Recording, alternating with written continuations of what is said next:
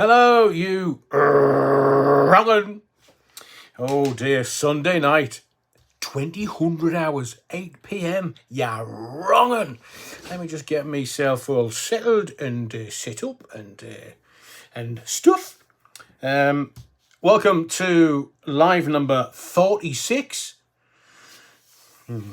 Next live, Wednesday, 1st of November. I mean, how quick is this year going? How quick? I mean, we're done 10 months, 8 weeks to go. Is it 7 or 6 weeks to Christmas? Oh, man. We'll get on to that in a second. What we're going to talk about tonight. Got the hibiscus. The new Mrs. Allen redeemed herself. So tonight I'm going to get straight into it. I'll do a couple of acknowledgements and thank yous and mentions from... let's do them first. And Bovril, YouTube transmissions have been playing up. Yeah, wrong'uns. Hope Adrian's stream flows okay. Yeah, Theo Bovril, never a problem. Prostrate, fine and dandy. Only those gentlemen of a certain age will know. The social network, as long as he's paid his phone bill. Rich, it's Sunday. It's Adrian on the YouTubes. It's the quiz of the week. Or it's Friday, 5 o'clock. It's crackers. Jack. And what was the other one I was going to say? I can't remember. Andy. Hi. Yeah, wrong and Andy. And Leeds, RIP. Did you win yesterday, Leeds? I think you did all right yesterday. Steaming back up the championship. I think the championship is a much better league than the Premiership at the moment, because the Premiership's a bit dull. Apart from being Spurs, but they'll do the Spursy thing by the time we get to Christmas. But they were 5 points ahead yesterday. If you don't mind me talking a bit of footy, just to allow people to get their feet under the table. Sunderland, we won also 3-1 at Norwich, which is a bit of a surprise, to be fair. So Leeds, RIP, Chandler, Muriel, Bing. We'll talk about that in a little while. I mean, that's Matthew Perry sort of shuffling off. It's been quite a shocker today, because he's loved and is a bit of a national treasure in America for his laconic, sardonic wit. But such a shame. But hold me hands up. I've never watched it. A full episode of Friends. Never watched it. Oh, I'd rather stick pins in my eyes. But, it's popular. Everyone to each. It seems to be very popular. Hairstyle-wise. Eddie Blackmore, I'm waiting. Happy playing me guitar. Hang on, Eddie. Is that you having a strum on a Sunday night? You're having a strum. Does the missus know? Rusty Mouse, Eddie, sounds nice. I'm happy waiting with me glass of jam shed wine. Ooh, lovely. Rusty Mouse, shall we? Oh, we shall, Rusty Mouse. And Eddie Blackmore sticking his thumbs up again. And Alan, evening, ya wrong'uns. Blimey, we're only 3 minutes in. Everybody's getting their feet under the table. Adrian is practicing puckering his lips for the hibiscus. It takes practice. Gurning my hairy backside. That was, hang on. Who was that? That was Rusty Mouse, not Alan. P.T. Ham. Hello all. Hello, P.T. Ham. Welcome back into the body of the Kirk. Alison Wright's in the house tonight. Evening, Alison. Leeds, AD. Who's the greatest blues guitarist of all time? Ooh.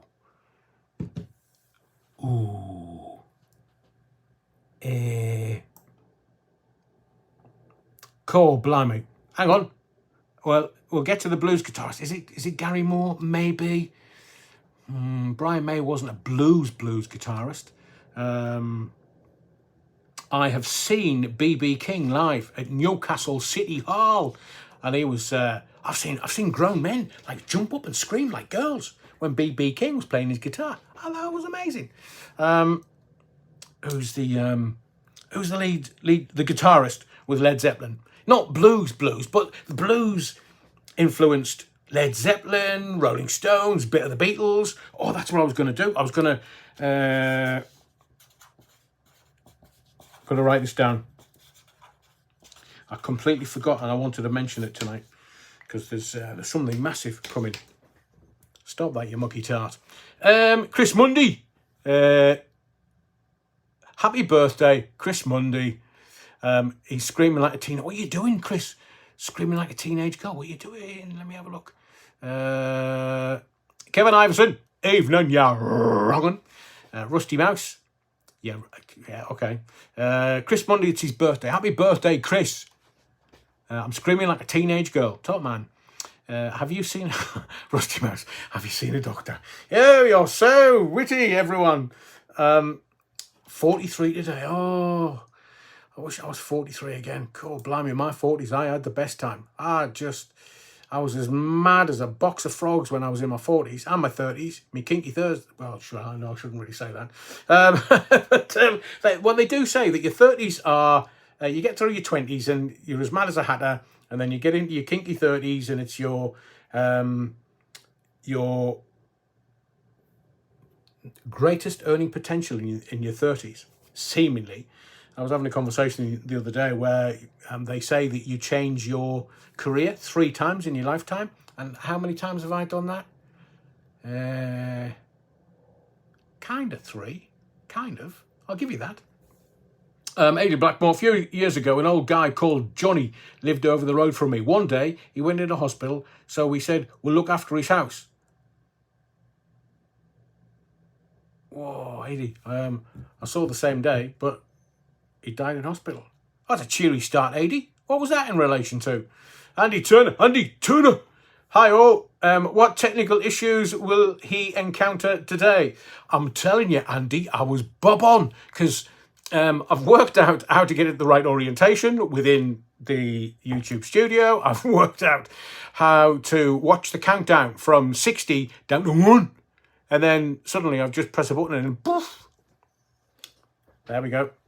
I'm live, so to speak. Rusty Mouse is saying, I would say we might see his left ear. Andy Turner, where are you? And something boiled. Oh, really, Andy? Oh, are we here, man? God blimey, you're all. I'm not going to keep up with those. So, Andy, tell us what's got you good today, because I'd love to know. And from the chair, I just want to say you have gone up in my estimation because your favourite comedian is Bill Hicks. Not many people understand Bill, but you definitely do. Yeah. What I was going to do was I was going to get my Bill Hicks books out just to prove to you, because there's a lot of people on YouTube who go, oh yeah, but I've got the books, and I remember the first time seeing Bill Hicks, it was like, oh, who's that? He's like, oh, he just told it like it is, didn't care. And I was mesmerized by, he was so funny in a real intellectual way, not a slapstick, although a custard pie fight does make me chuckle. I mean, there's films from like 100 years ago with custard pie fights, and I just roll about laughing. Nobody can understand it, me neither, until my colostomy bag bursts. And then just Bill Hicks, the minute you see him, you just know. And some of his routines.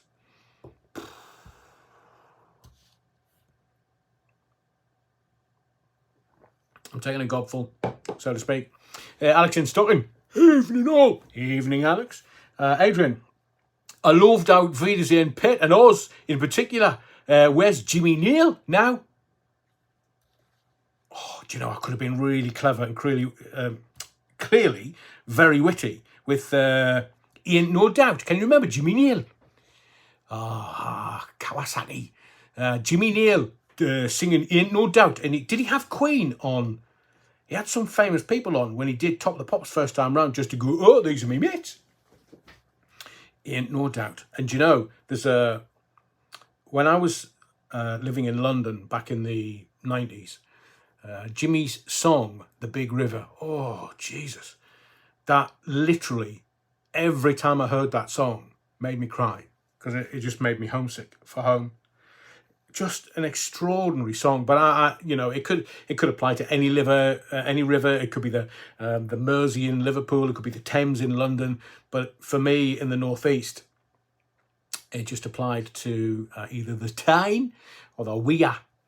But living in London, and it was a tough time in the mid-90s. That's why I got out. I won't go into it. But he released the single The Big River with his album Ain't No Doubt. And it was cool. What a song that is. But if it has no contemporary resonance for you, I apologise for that, but it's still a great song. It makes me very homesick. So I was going to say, in reply to George Carlin, See Moon Maria, brilliant George Carlin, told it how it is. You see, these men are very clever. They can get past the mainstream media. They can get, well, I'm not sure about George, because he was pilloried at the back end of his career. And Bill, if Bill hadn't gone with cancer, two great comedians. I mean, you look at some of the comedians nowadays, they're about as funny as a cold bucket of sick. I watch them and I kind of go, that's not funny. Tower Block Tracy, Paradise Club with Jimmy Neal was excellent. Did he lose his accent by then? I think Jimmy went into, he made some money from Alvida's End Pet. He made some money from that, and because he was kind of like was he a chippy or was he a bricky before he became famous? So he just went back to doing up houses and flogging them and making a fortune. I think he made more money from doing up houses than he did from being an actor. Wiki Videos, wasn't Jimmy and Sting writing something together? Sure, it was a film, a docu, but that was a while back. Yes, they were, and I came across something the other day. Isn't this bizarre? Like synchronicity. I wanted to just listen to Ain't No Doubt, because it's a great, great, great pop song. And Jimmy's got not a bad voice, to be fair to the boy. And as I say, The Big River, don't ever play it, because I'll just sob, because it makes me very homesick. Oh yeah, brilliant show. Alvida's in Pit. Yes, that was it, Leeds. It was a stage show that was dedicated to some lad who died. I can't remember the title of it either. Jimmy's actually on tour. Is he? Oh, thank you, Tower Block Tracy. Jimmy Neal, man, Pet Hinny, is on tour next year. Listen, stop distracting me again. Yeah, wrong-uns. Hang on. Type it, and I'll read it. Pink Roses, Jasper Carrott was brilliant. The older ones are the best. I interviewed Jasper, cool, in the 80s on, it was either Radio Tees or TFM. Gentleman, utter gentleman. And who was the guy, Phil, who was kind of like the new Jasper Carrott in the 80s? And I also interviewed him, and he was such a shy, unassuming guy that Phil, he had a kind of gurning face. And I really felt sorry for him, because when you're on live radio, that was my Phil Cool, brilliant. Thank you, Wiki Videos. And Phil came into the studio very unassuming, and he was very quietly spoken, I remember, in the studio. So when we were playing the tunes in between, he wasn't really, engaging. But I had a lot of time for him, because he was quite a decent comedian, Phil Cool. And Crocodile Shoes, yeah, that was just Jimmy getting paid, man, by the record industry. Because normally, artists don't get paid by at least the third or fourth album. Oh, you think these one-hit wonders are making any money? No, unless they're back on tour again. And there's loads of them out now. Loads of the 80s bands are out on tour and doing the thing leading up to Christmas. Lee Evans, great comedian. I saw some reportage in the MSN. Yeah, exactly. Tower Block Tracy. Oh, man, get on with it. Stop bloody waffling. Right, I will. So, on tonight's live. It's live number 36 tonight. Live 37, Wednesday, 1st of November. This coming Wednesday. You see, once you get me going and distracting me, I start telling stories. It's not bloody Jack and Ori. So, next live, Wednesday, 1st of November, 2000 hours, 8 p.m. That'll be live number 37. And they say today is a good day to bury bad news. Have you noticed when it all kicked off, like the Middle East crisis and it's war, all the bad news is in the press and you miss it. And the news cycle now is 24 hours. If you're not on it within 24 hours, gone. And they bury it. So tonight, we're going to talk about Jeffrey Epstein and Galina Maxwell's developments. important revelations, like breathtaking important revelations. We're going to talk about King Charles III. He's rumoured from a YouTuber, rumoured to be intending to step down, step aside. I don't know whether that's abdication, because I don't know whether, can you, if you're king and you abdicate, as like Wallace Simpson and Edward, when he goes, oh, I can't be king, I want to be with the woman that I love. And according to the Crown, couldn't get enough of playing his bagpipes outside the house because he was so broken that, but you know, the Crown is just fluff. So King Charles is rumoured to be intending to step aside for Prince William to ascend to the crown. And I've got some questions because I don't know constitutionally. I have had a look to see how that would work and how it would affect Howie. Now, I understand King Charles is not a well man. Have you seen his fingers? Blimey.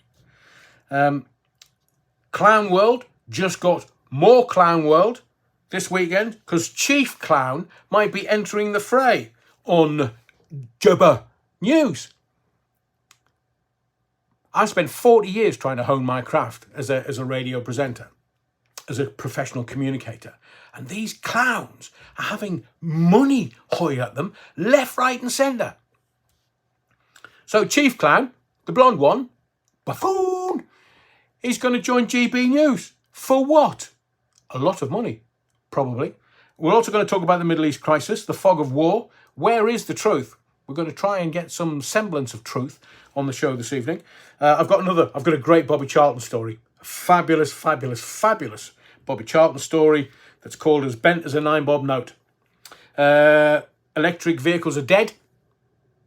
Now, Psychic Adrian, I don't need me crystal ball or, me dark wig or anything, but it's easy to see. So I'm going to tell you how I know that electric vehicles are dead. And Tesco's, oh man, I offered Tesco's to be their backdoor man because there is a position at supermarkets called the backdoor man. And I thought, I want to do that. When I grow up, I want to be Charlie Chaplin, as my careers teacher said in school. Adrian, what would you like to be? I'm 12 or 13. Adrian, what do you want to be when you grow up? And I said, I want to be Charlie Chaplin, miss. And she said, oh, you want to go into showbiz? I said, no, I want to be knocking kids out when I'm 85. So a little story about Tesco's. I went in there the other day to do a bit of shopping. I need to have my say. So that's what we'll do a little bit later. We'll talk about me being a backdoor man.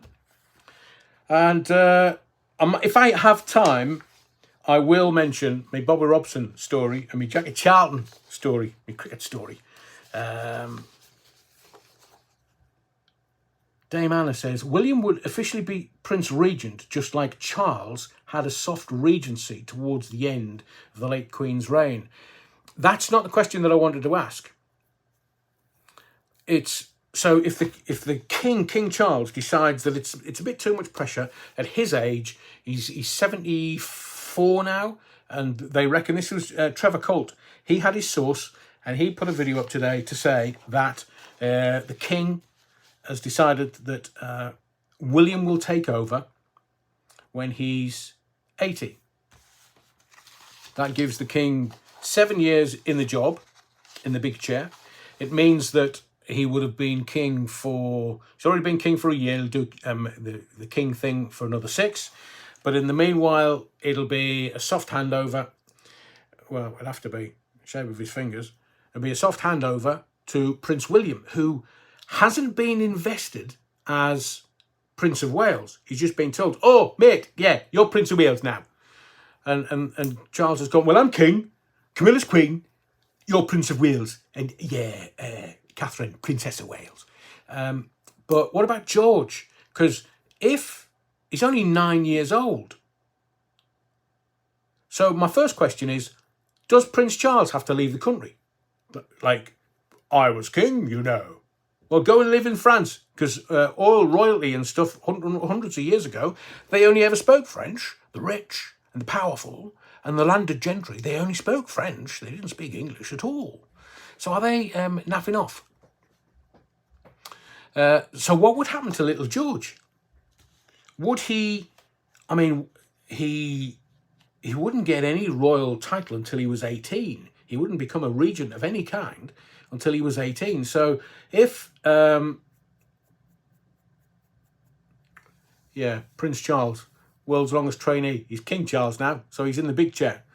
DC, every little helps, you're wrong. And so Charles would step aside to allow, because if William doesn't ascend, then that's the line gone.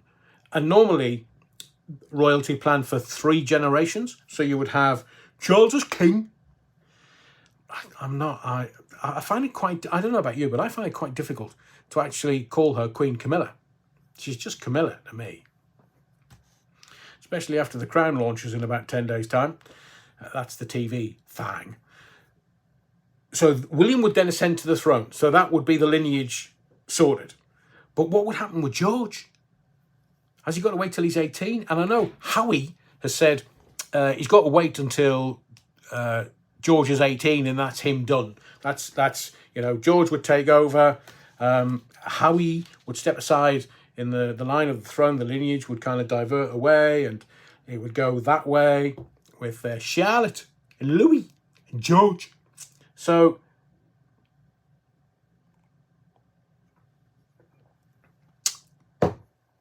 how are they going to work this?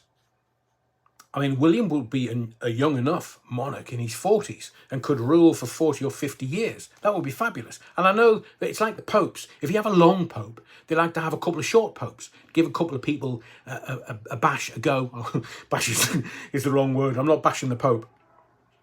I don't bash the bishop either. I'm very respectful.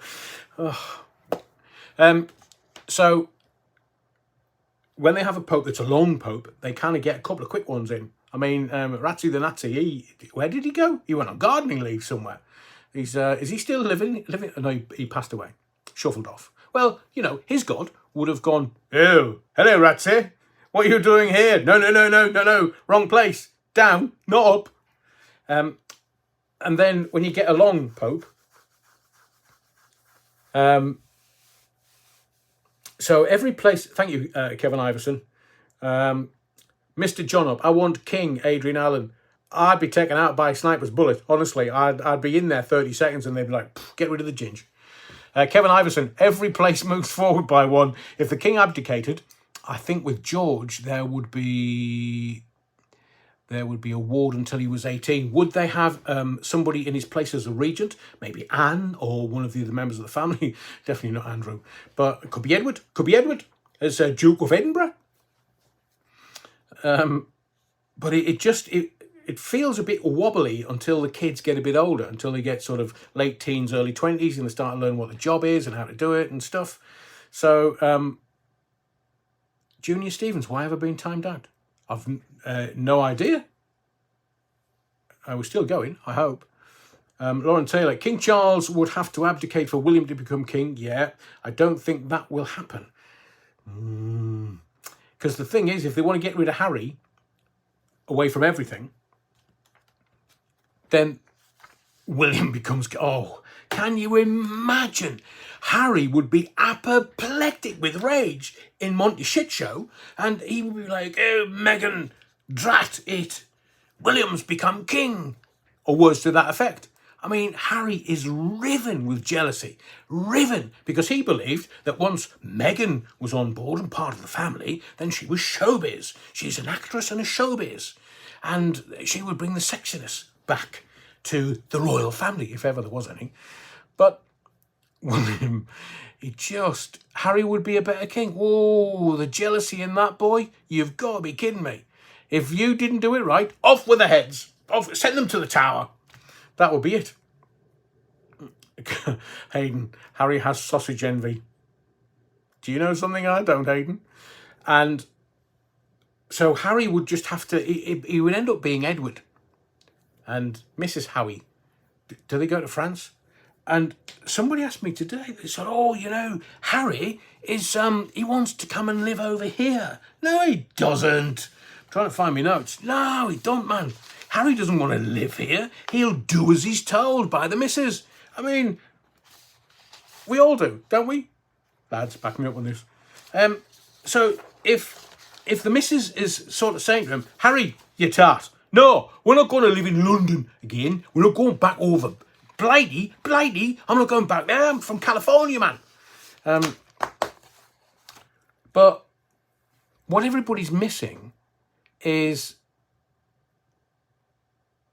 if he doesn't have a domicile in the United Kingdom, it's a kingdom. I'm not going to do the Margaret Thatcher gag. If you know that one, you know what I'm about to say. But then he becomes subject to the American tax laws.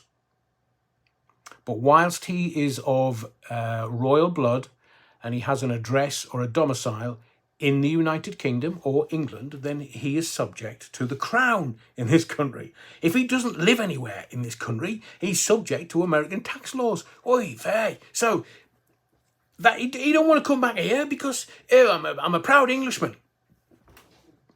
Taxes, man, taxes. Tom Murray, Harry would be an awful king, in my opinion. Can you imagine Meghan as queen? Just asking for a friend. Can you imagine? It doesn't even bear thinking about. Just a little reference, but clocks went back last night. I hope you enjoyed your extra hour in bed.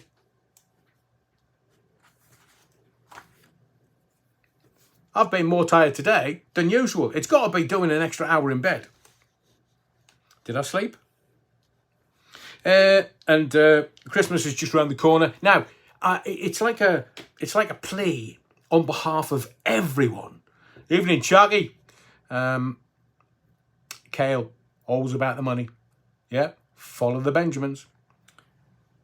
You know, it's coming up to fireworks and coming up to Halloween. And people have got, why have people got stuff on the outside of their houses? I mean, can you imagine what the inside must be like? They've got like skeletons. Is that the mother-in-law or something? Or is that just somebody that upset you like a year ago and you've been hiding them under the floorboards and you can bring them out now, just hose them down. Whoa, there's a skeleton all hanging on the outside of my house. Really? I mean, they've got cobwebs and stuff on the outside of the house. And I was thinking, I mean, it's bad enough doing the Home Alone house for Christmas. Am I just being a grumpy old tart? Not sure here. I'm not sure whether you're with me or whether, skeletons coming out of the closet. Brilliant, Hayden. William needs filling up more than you. He's going to be king one day. I'm not. So I think it's only right and proper, quintessentially English, if these bloody shops stopped putting all this stuff, like Christmas stuff, before we get Halloween and November the 5th out of the way. I mean, some people are saying Guy Fawkes had the right idea. He was from York, that boy. Kevin Iverson says, my cobwebs are now decorations. Brilliant, Kevin. Leeds, I've got 4 kids. Halloween is a nightmare for me, walking the bloody streets in the dark. So I wanted to ask you this. Is it only right and proper that we don't do any Christmas stuff? Shops are full of it, man. They've got like tubes of Smarties already, and it's October. Can we not just have an agreement somewhere where the shops don't do anything until November the 6th? Can we have fireworks night, or as I commonly know it, it sounds like Fallujah round here, and we're not even in the November the 5th yet. So, the Jacobite. What's your favourite Christmas film, Adrian? Oh, you tart. I don't want to talk about Christmas. I will answer the question. What film do you watch every year?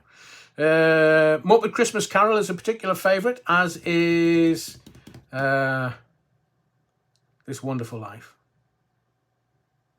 Anything else? No, not off the top of my head. See, you're asking me to do one off the cuff there, and whilst I'm busy, I'm not a fan of one off the cuff. But Christmas, can we just have a bit of decorum in this country and leave it until November the 6th, you tarts? Willy Wonka? Or Willy Wonka? Is that one of those films you're not supposed to watch? Top of 69. Chris Mundy, Die Hard. Die Hard! Great Christmas film. Do you know, I don't think I've seen it. I don't think I've seen it all the way through. There's the thing. I forgot to mention this. I went to see The Killer of the Flower Moon. Is that the new Leonardo DiCaprio film? I don't know whether you've seen it yet. But, ooh. Now, I went into it thinking all these people are saying, oh, it's brilliant, he's brilliant. Robert De Niro, superb. And I thought, this is being hyped up. Is this being hyped up for an Oscar? So I went there with the new Mrs. Allen. 3.5 hours. I've never had my derriere so numb in quite a long time. There was that once when I was a teenager. So went to watch it, and you have to stay present all the way through. Now, if 3.5 hours is a bit tough for you, then don't. But I would recommend it, because I would give it 9 out of 10. I thought it was superb. A little slow in places, but I thought it was superb. And do you know, DiCaprio deserves an Oscar.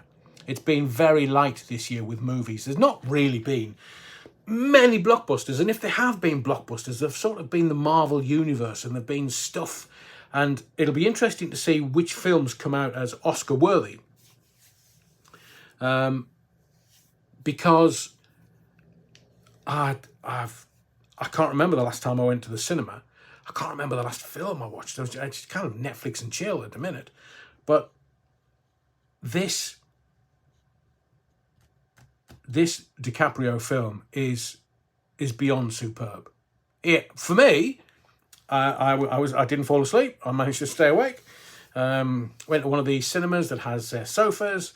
So me and the new Mrs. Allen were able to have a cuddle. And it was just... Oh yeah, the Jacobites made a very good point. There will be less films next year because of the actor strikes. That's a very, very, very good shout. And from Leeds, Elvis movie last year was robbed. Again, I agree. Austin Butler was fabulous. He should have won an Oscar. Brilliant movie. I agree. Saw it at the cinema. There are some films you have to see at the cinema. And this new DiCaprio film is Killers of the Flower Moon. As I say, a little slow in parts, but it's brutal. It's honest. The acting, just the facial expressions are incredible. Just a wonder to watch on screen. I really enjoyed it. The new Mrs. Allen and I both agree it was a 9 out of 10 for us. We both bizarrely enjoyed it for exactly the same reason. Acting was superb. Scripting was very minimal. A.D. Blackmore, wasn't Jesus Christ born in the month of August? Blimey, A.D., you've been on the cooking sherry. I mean, we can go to paganism if you want. We can go to the fact some people actually think that Jesus Christ didn't exist. Well, he did exist, but not in the way that he's not, him and God are not upstairs in white robes with long grey beards and wings playing their harps with a halo aglow. Some people don't believe that.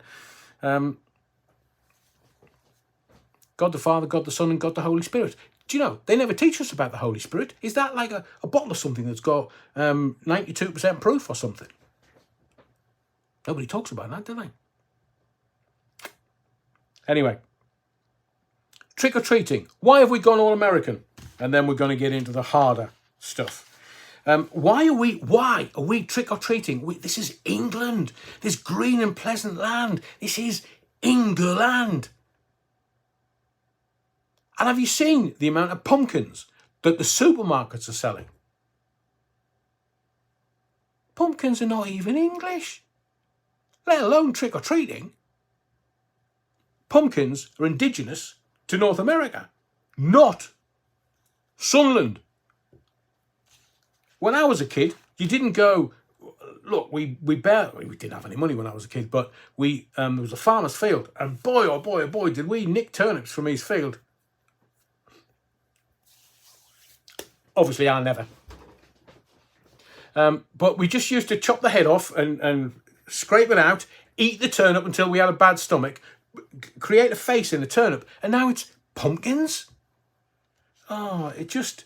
And then, no wonder the kids are struggling and they're hyperactive because they're knocking on people's doors, trick or treat. All right then, there's a Mars bar.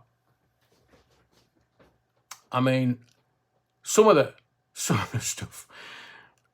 Why do we allow stuff to become American? It's like if you want to spell check anything that you write, You can't spell check it because it's American spelling. Like today I wrote the word honour and it was telling me, you're wrong. I'm like, no, I spelled that correctly. I know how to spell, you tart. The English version has got a U in it. The American version don't. So America's taken over the world by virtue of the fact that Word is an American invention and seemingly they've taken over our dictionary. Trick or treating. The kids are going to love it because, I don't know, just because they get sweets. They get loads of sugar. Whee! I'm off me tits. Pumpkins and candies. Never happened in England. It's always America. Why do we take stuff from other cultures and then kind of go, oh, well, you know, we do it for the children. And this time of year, the adults get the horror films. Now I remember Halloween. Remember the Saw films? Oh, that franchise made a few bob. But I remember the first time seeing the Saw film, and the Saw films always came out at Halloween. Always. And I remember seeing the first one. I thought it was brutal. First time I saw that, there was people fainting in the cinema and they had to be carried out. And I was like, what kind of backbone have these people not got? It's only a movie, man. It's up on the screen. It's not real. It's Hollywood. But people and people just didn't get it. Absolutely. Brown Trouser Job, the first Saw movie. And then we get the being released at this time of the year, I think 4 or 5 years on the trot. But so the adults get the horror movies. I'm not sure there's anything left of that genre anymore, is there? I mean, they've done everything that they can. I've not seen since, the video cam, I can't remember the name of it, the video cam film where they were in the forest and it was just, they said, it's got to be real, it's got to be real. Yeah, there's nothing really. The Exorcist movie.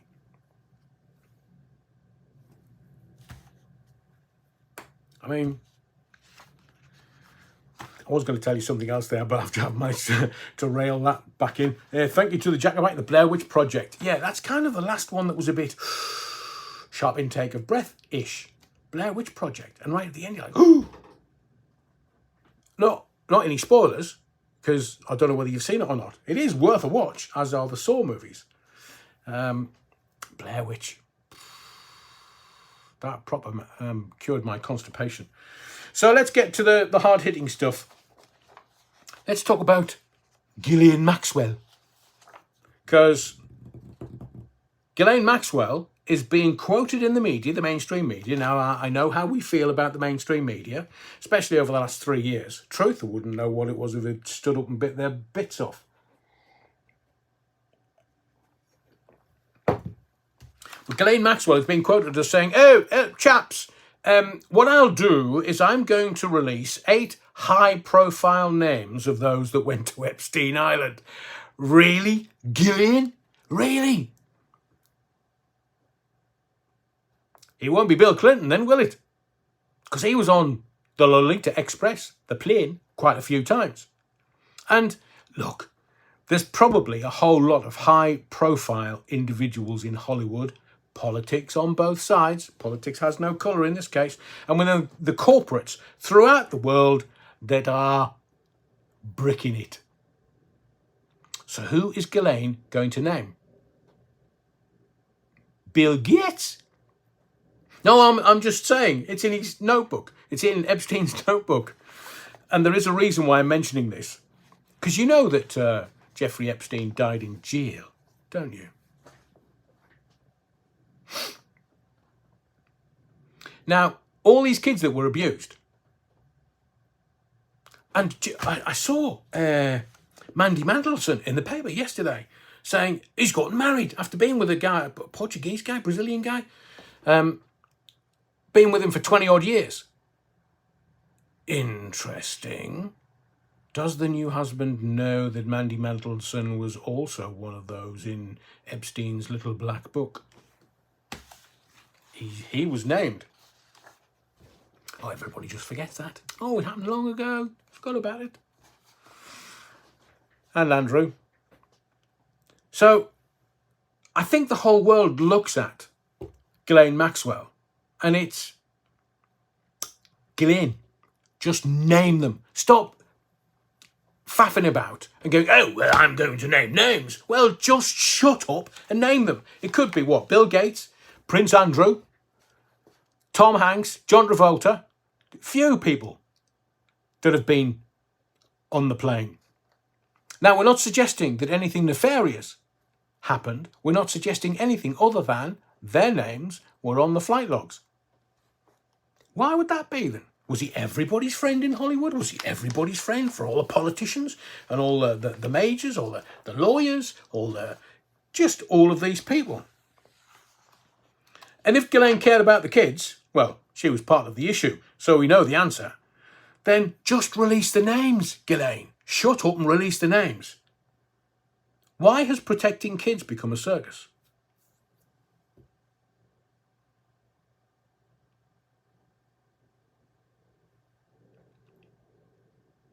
Do you know there was a Jeffrey Epstein witness who testified against Ghislaine Maxwell? She's a mother of 5. A lady called Carolyn Adriano. She waived her anonymity following the trial of Jeffrey Epstein. Ghislaine Maxwell. She's been found dead in a Florida hotel. Seemingly died of a drug overdose. Now, I am not suggesting anything.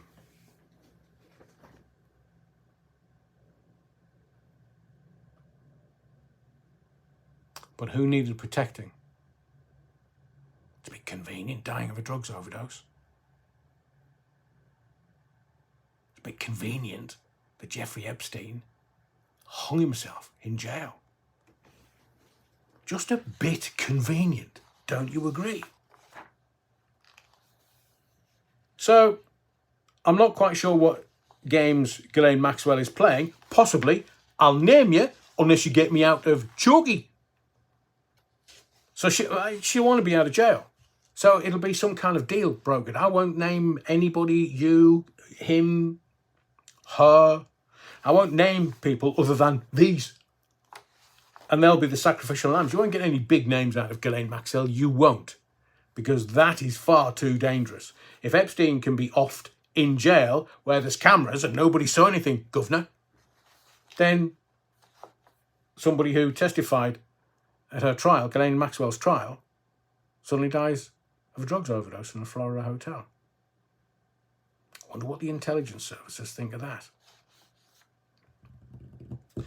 Let's get to Prince Charles again. So Trevor Cull, he's sort of named his source, but he's saying that from his source, Charles to abdicate at 80-year-old William to take over. Not in the best of health. We've all seen his sausage fingers. I mean, are they going to explode? Prince George and Prince Harry. Harry needs a home in the UK. It's a tax dodge. He doesn't want to pay American taxes, and he would have to if he had nowhere here. Adrian, before you finish tonight, can you please tell me what you know about Michael Jackson? You alluded to it last week, saying he's the biggest sex offender of them all. I think Savile would give him a good run for his money, but there are others. Kitty, kitty. What do I know about Michael Jackson? Never met the boy. But according to one of his security team and one of his housemaids, in a book that I read about Jackson, he's the most prolific paedophile in showbiz history. Wouldn't surprise me if I go down to Devon and I'll see some of his family. And they can, you can say anything about a dead person because you can't libel them. But it just...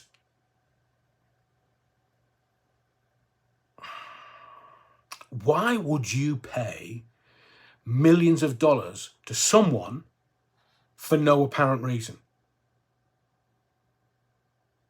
And then 2 of the boys that he allegedly abused came out and said, yeah, he abused me. This is what he did. This is what he did. And then everybody turned around and said, oh, no, you're just after the money. But that's the problem with society. If somebody tells the truth, they always say, nah, you're just after the money. And that's why kids don't come out and say anything. Because nobody will believe them. That's why Savile got away with it, repeatedly got away with it, saying, they're just fantasists. That's why he got away with it. Because who would believe somebody else? He was showbiz. He was possibly the most famous man in the country at one point. He was on all the youth programmes, Jim will Fix It, Top of the Pops. He was revered. Actually gave Charles and Diana marriage guidance advice.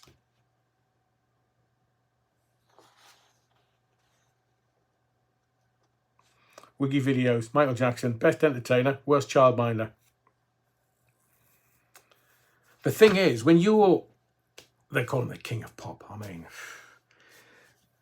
I remember the stories, Quincy Jones, when he was recording Jackson for Off the Wall and Summer Thriller, and his early works were brilliant. After he left the Jackson 5 and the Jacksons couldn't get arrested with their deal with CBS, Michael just rose to prominence via Off the Wall first. Quincy Jones, great producer, great musician, made Jackson even more famous than he already was. And Quincy Jones there's a very revered story where somebody had gone into the studio and saw Quincy Jones just kicking this pile of rags in the corner of the studio. And seemingly it was Michael Jackson that he was kicking the heck out of. And it was because he told Michael Jackson, no, those clicks and weeps and whoops and whatever you do, I'm telling you how to sing this song. So do it as I tell you. And Wacko was just doing his hee, all that kind of malarkey on the record. And Quincy Jones went nuts at him. Quite rightly, Quincy Jones, an insanely awesome, intelligent and talented man. And he made Michael Jackson initially. And then he just... So let me tell you, the recording industry, if you're making them money, they'll protect you. And at the point where you stop making them money, they'll cast you to the wind. And Jackson, Off the Wall, Thriller, all of those, even Bad, they were still selling millions, but then his star was coming down and he wasn't as... I mean, he was hooked on stuff. And they just cast him to the wind. He was of no use to them. They knew that he was not going to make them money other than do live shows. And he had to perform all of these live shows to make money. Quincy Bones, Junior Stevens. Mr. W, I'm a big fan of Adrian. Just saying. C Moon, Mr. W, so hang on. Mr. W, you worked at the same station as Savile, Capital Radio. No, I never worked for Capital in London. I worked for the Capital Group, but I didn't work for Capital Radio in London.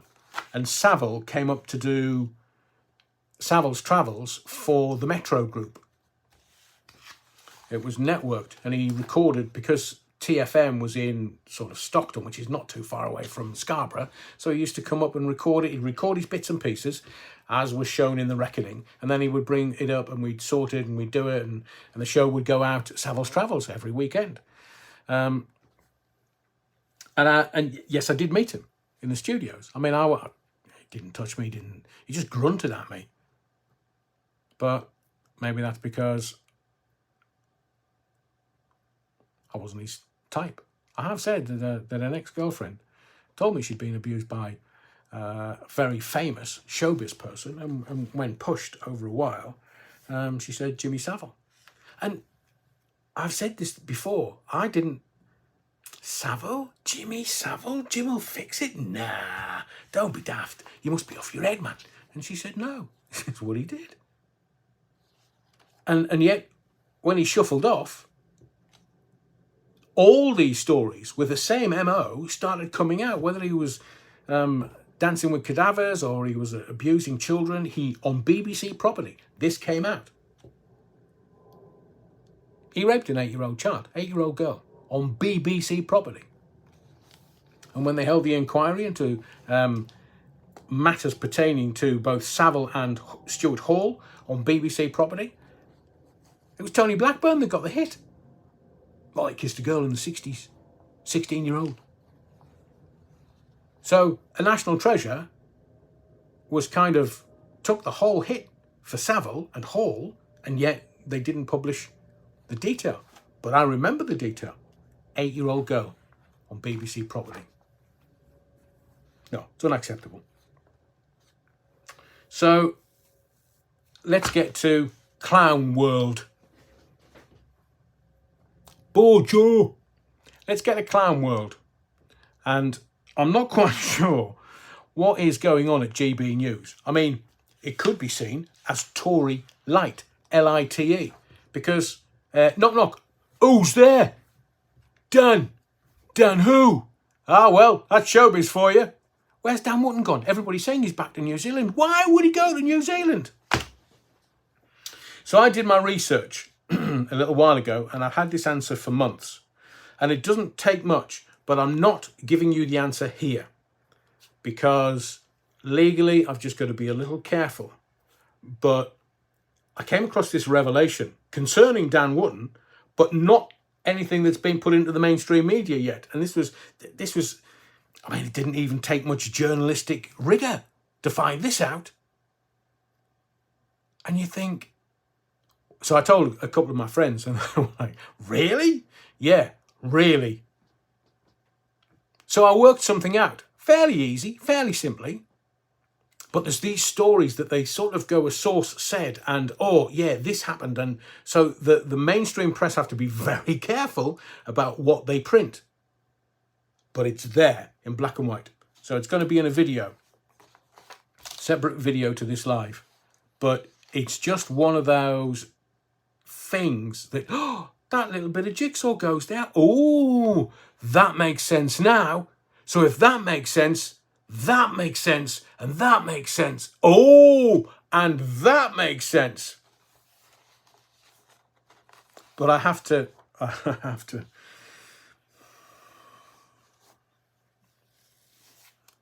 be very careful. Let's get back to Bojo, the blonde buffoon. He's a confirmed liar by all the inquiries, and it's still the video 19 inquiry where they don't. I mean, there's Jimmy Cranky. Jimmy Cranky's gone, oh yeah, I've got messages on my phone, but none of them are playing games. Sorry, playing ball with the inquiry. Oh yeah, I deleted them.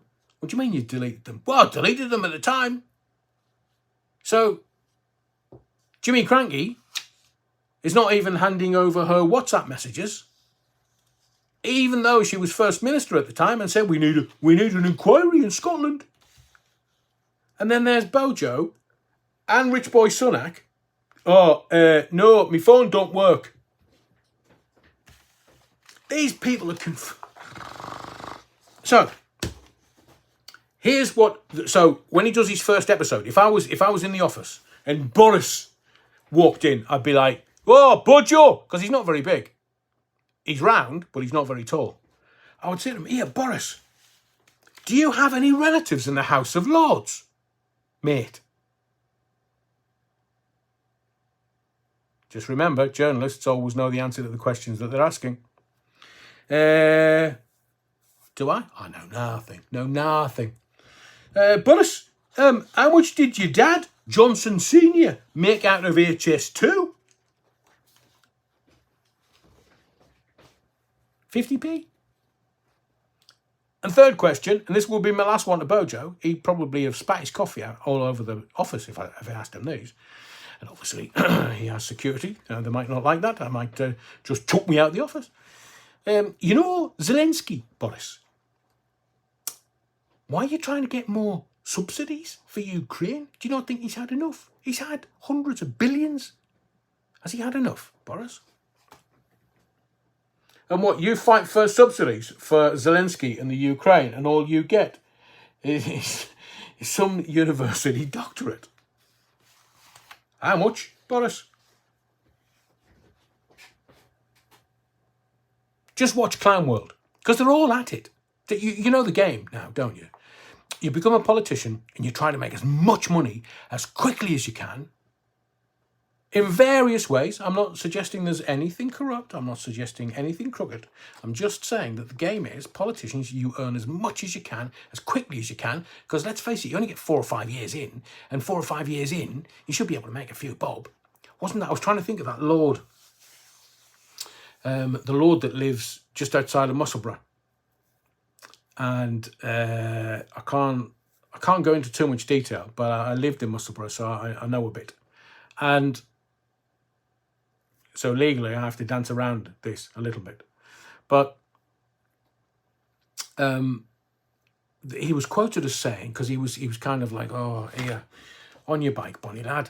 And he turned around and said, oh, I can't do that. I can't. I think he had to come off one of the committees. And he said, oh, I can't live on £80,000 a year.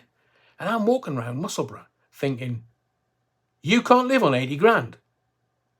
These people are barely getting 800 quid. And they're having to make ends meet. And you're complaining about 80 Gs. I can't remember his name now. No, it wasn't Tower Block Tracy. No, it wasn't Lord Lucan. He wasn't in Scotland at that point.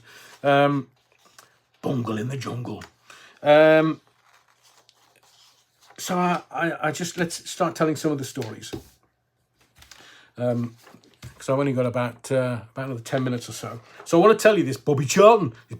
So I told you my story about how Bobby Charlton's a wonderful guy, brilliant, very kind, and for me personally, he just gave me a story that I'll regale with people. And before I tell this next story, here, there's 170 people watching this, and I've only got 65 likes. You know the drill. Before we end the live, please, it helps the channel. The more likes it gets, the more the YouTube algorithm goes, ooh, they like that. Right, I'll send that out to lots of other people.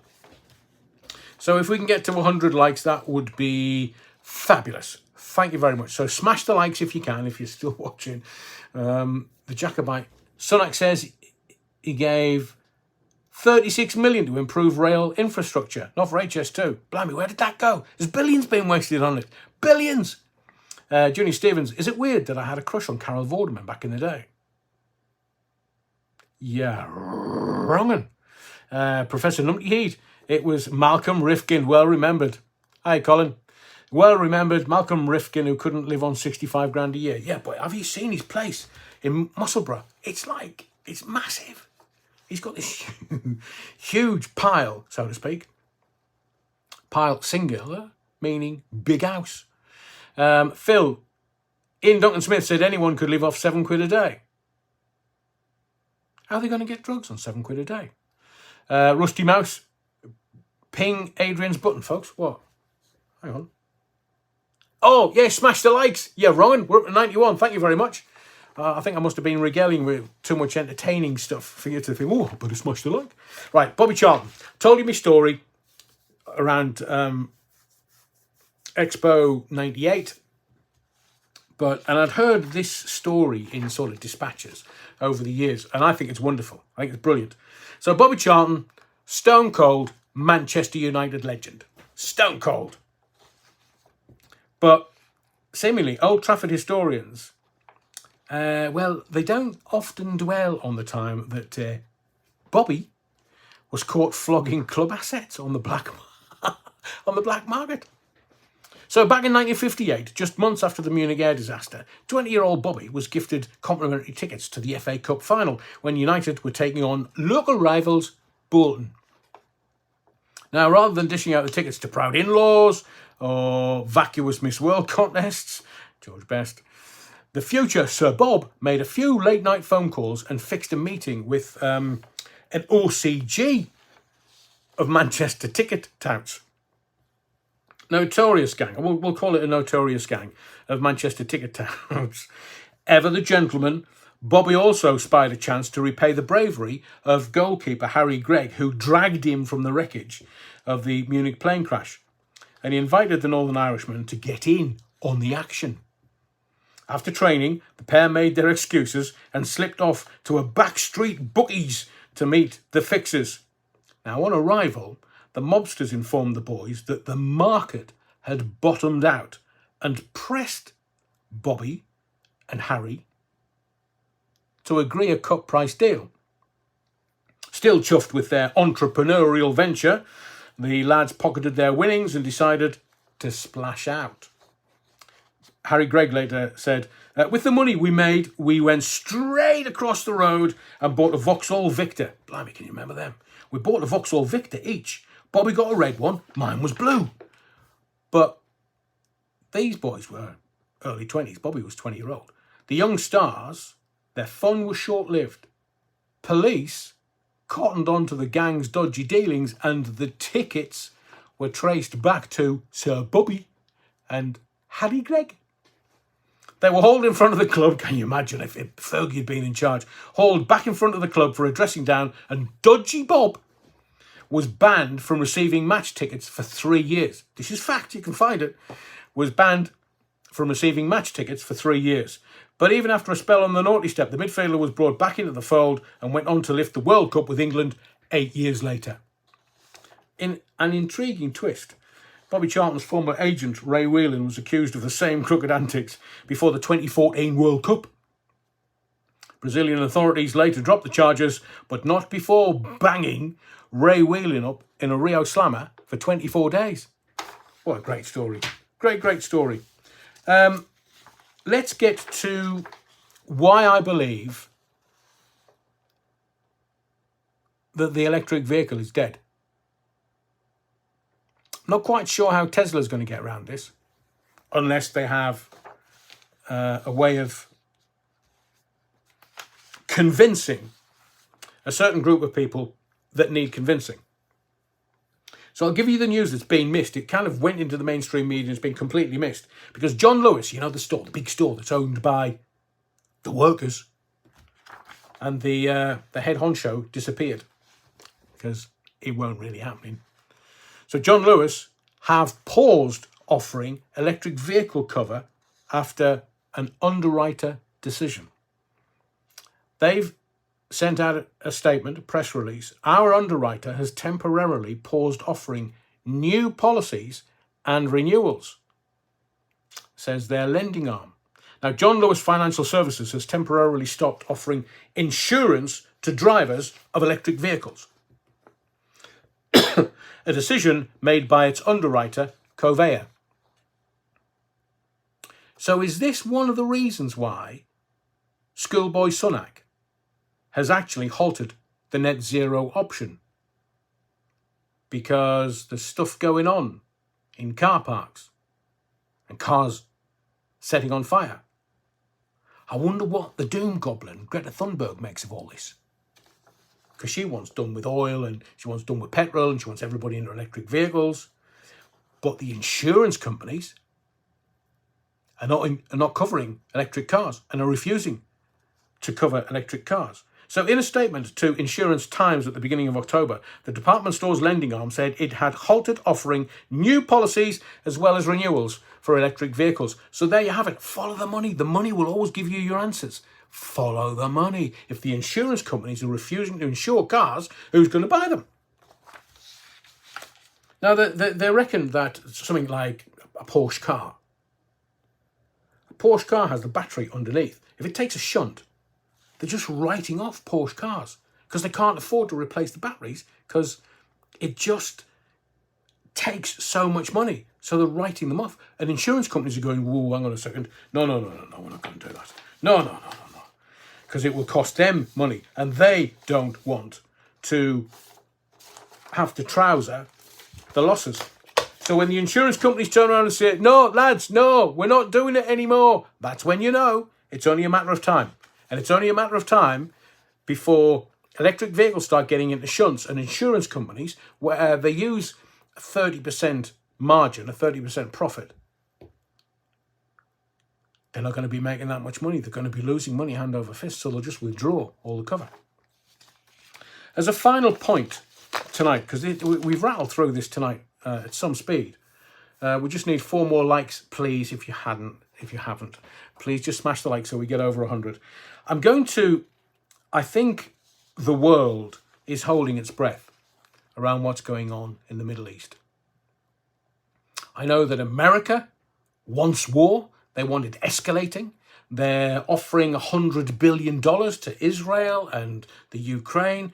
Why would America actually vote against a UN resolution for peace in the Middle East? Why would they do that? You know the answer. So I've been doing some research because I've always said to you that what's the first casualty of war? The truth. And in the fog of war, you never know what is the truth or what is propaganda and which side is saying what and what is the truth and what is not. We don't know. So I thought I couldn't find, well, I did. Thank you, Lauren. Before I get to what I'm about to say, Lauren Taylor says, 40,000 for a new Porsche Taycan battery. That's why the insurance companies are not covering electric vehicles. 40 grand for a new battery. Just write the car off. It's cheaper. Anyway, I've been looking at the truths around the Middle East conflict. Because what is going on is one side saying one thing, the other side is saying another, and you look at it and you go, oh, hang on a second.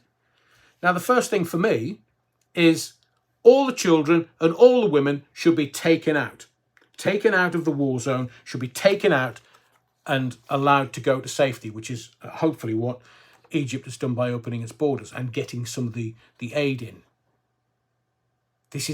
We should not be killing innocent children on either side. The world should not allow it. That's why the United Nations have just passed their new resolution calling for immediate sustained humanitarian truce leading to the cessation of hostilities between Israel and Hamas. One life lost is one life too many.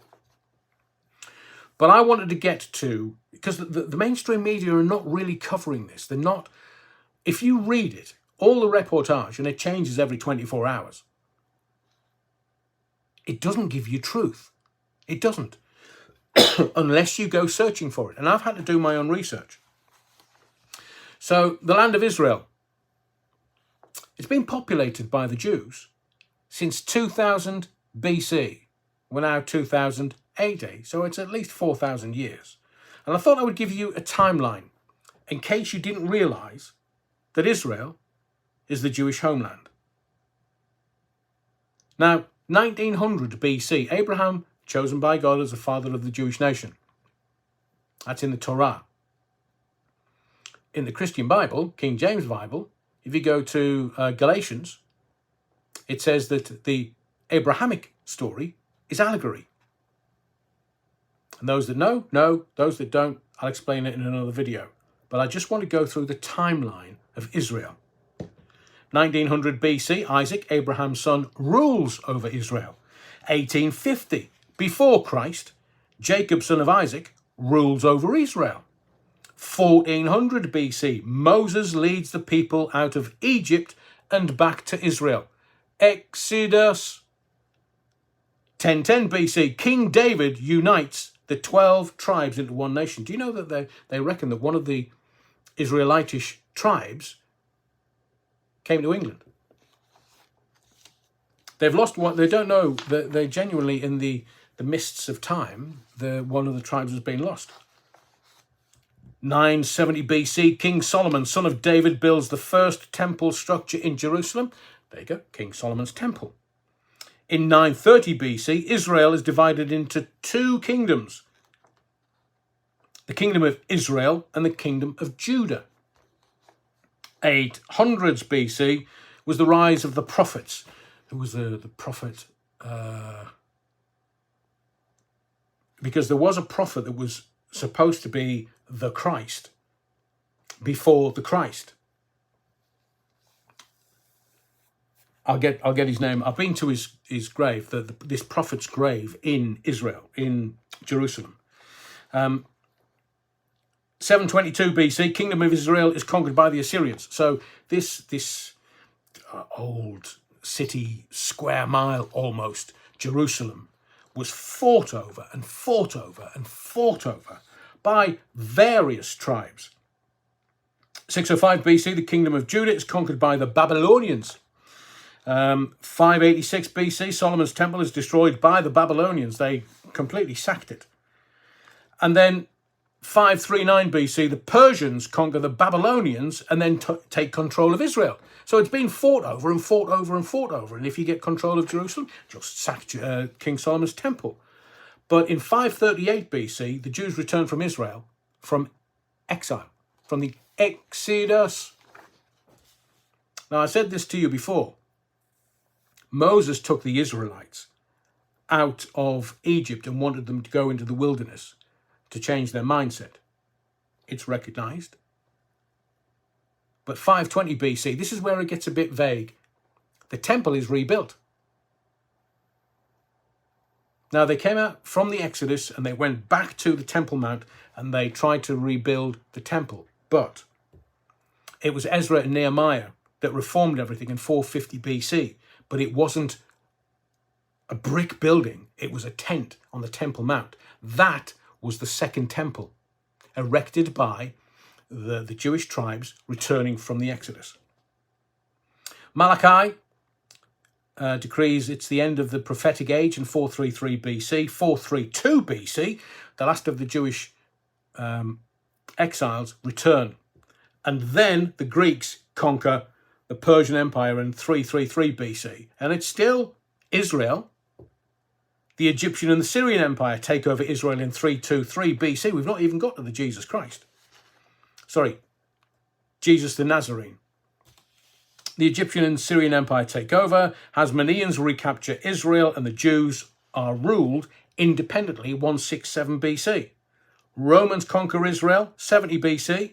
King Herod builds the second temple. Now, I will be more specific around this. Herod didn't build the second temple. He built the conservatory on it. The second temple was a tent built by Nehemiah, Ezra, and Zerubbabel. Not King Herod, and everybody gets this historical detail wrong. Second temple, Ezra, Nehemiah, and Zerubbabel. Jesus Christ born 6 BC in Bethlehem. It's not Jerusalem. And the Romans destroyed the temple in 70 AD. So after that, the people were captives to the Romans, the Byzantines, the Arabs, and the KTs, the Knight Templar, or Crusaders, if you wish. Through all of these events, the Jewish people continued to live in Israel. There were more or less of them, depending on the centuries, but there was never a time when the Jews didn't live in the land. They stayed. They built their communities, they raised their families, they practiced their faith, and they suffered at the hands of many outside rulers, but they always kept their faith.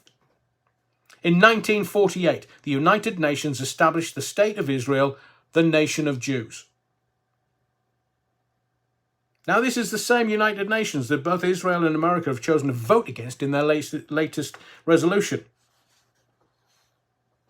General Assembly of the UN has adopted a resolution calling for immediate, sustained humanitarian truce, leading to cessation of hostilities between Israel and Hamas. And as the tanks have rolled over this weekend, remember there are no guilty kids in war.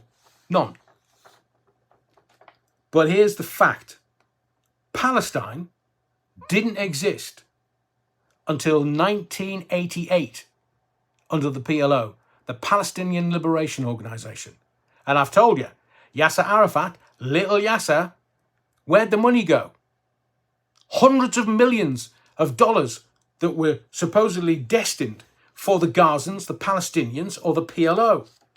Yasser put them in Swiss bank accounts. Only he had the detail. Nobody can find the money anymore. It's disappeared. So their own Yasser Arafat disappeared. Hundreds of millions of dollars aimed for the Gazans. So you see, the truth is that whether it be one tribe or 12 tribes, from the Exodus, from the exile to the return, it has always been Israel. Israel. The Palestinians, 1988. It's barely 30 years. That enclave. The Egyptians and the Jordanians gave them the West Bank, not Israel. The Egyptians and the Jordanians had the West Bank and the Gaza Strip. So Egypt's been part of the problem and the solution. So the truth that's coming out in the mainstream media doesn't actually reflect the truth as I understand it. And it's in the good book. It's all there. So if you believe in organised religion or you don't, there is a book almost as an historical document. So what is going on in the Middle East at the moment is unacceptable on any level. We shouldn't be taking sides. But if you tug the tiger's tail, don't start complaining if the tiger turns around and bites your arm off.